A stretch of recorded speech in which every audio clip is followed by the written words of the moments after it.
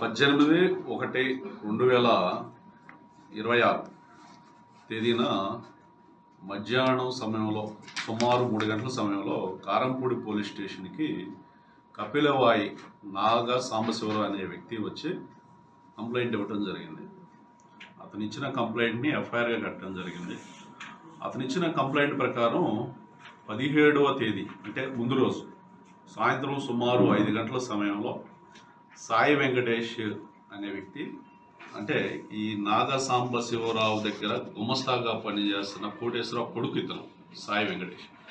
ఈ సాయి వెంకటేష్ తన ఫ్రెండ్ వాసుతో కలిసి నరమాలుపాడు దగ్గర పొలాల్లో, అంటే కారంపూడి పిడుగురాళ్ల రోడ్లో పొలాల్లో భోంచేస్తున్న సమయంలో అతని బ్యాగులో ఉన్న 30 lakhs మనీ, 13 కేజీల సిల్వర్ గుర్తు తెలియని 2 వ్యక్తులు ముసుగేసుకొని వచ్చి వాళ్ళని రాడ్డుతో బీరు సీసాతో కొట్టి ఆ బ్యాగ్తో పారిపోయినట్లుగా కంప్లైంట్ ఇవ్వటం జరిగింది.